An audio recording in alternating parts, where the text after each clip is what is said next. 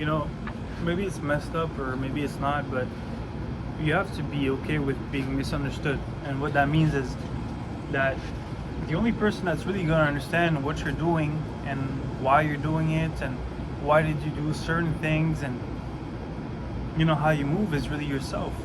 And there's an implicit message in that, is the idea that you have to be okay with being alone and being by yourself. And you're going to understand that there's going to be a point where the only people that are going to stick around pretty much to accept every decision that you make and the reason for them, or that are even going to give you the benefit of the doubt for anything that you say, really, or do, is people that trust in what you say and do. Trust you can earn, right? Trust you can build. You can you can share trust with somebody else, but this whole idea of people understanding you can be a big thing, because with understanding comes a lot of things. Comes compassion. It comes the idea that people are gonna stay, that you're not alone, and that it could be used to fill a void, right? This whole idea of understanding, but it's not real. It's not something that you can rely on. The most understanding and compassion and all of that is actually going to come from trust. And it's sometimes two things that we confuse. Maybe sometimes what we seek, what we search from people is actually trust, right? But we think sometimes that by explaining ourselves a lot, or by making sure that there is clarity into other people, or what we believe to be clarity, or by trying to create clarity, that we're going to get compassion, that people are going to be like, are going to embrace us more. But it's not true. And if you want, when you start letting go of that idea that you have to be understood, when you start to be able to sort of no longer seek it from people, then you can see how you would no longer need their validation. You can see how you'd be able to release all this control that you're trying to have on people's perception, because you have no control over it. The only control that you have is over your own. And the same thing comes with trust. You don't control what somebody trusts in you and how much they trust about, like, in you and about you, but you can control the actions that you make. You can control your intent. You can control the trust that you give about yourself. The way you carry yourself around every situation and places, online and offline, is going to demonstrate a sort of trust about yourself.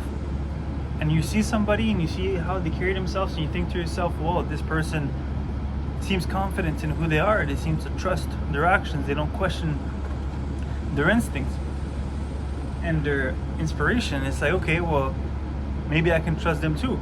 And you can see there that trust that you want from people, or trust that you seek in trying to get those emotions, which are natural. But we are social creatures.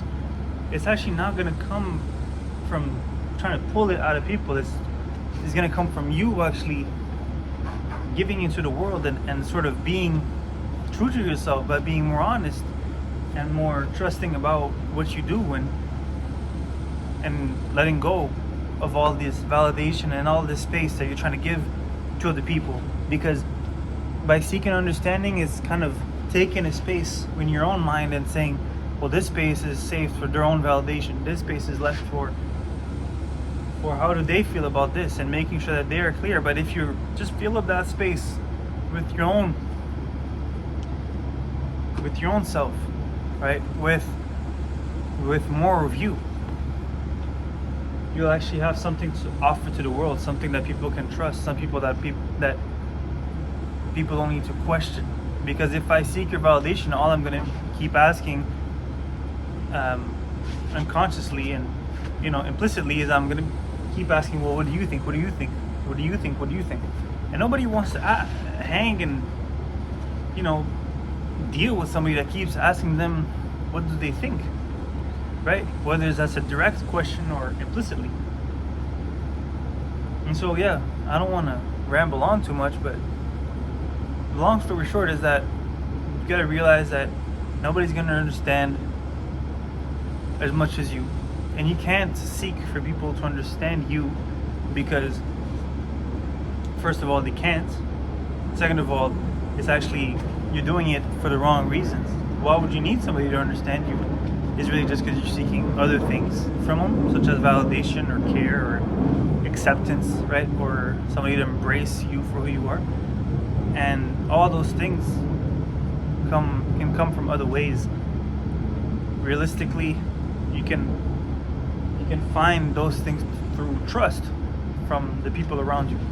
And for you to get trust from people around you, you can do that by building more trust within yourself, because from there people will feel more comfort and more ease in embracing you, because no matter how much you explain, realistically it's really just going to come down to more trust rather than sort of mental game of understanding your actions. So I hope that makes sense, because a lot of us can suffer from stuff like this where, you know, we go through life and we have trouble actually being misunderstood. We have trouble actually, you know, allowing for people to not get our actions, or maybe we have situations from the past that we think like, damn, like this made me look like this, or this made me look like that.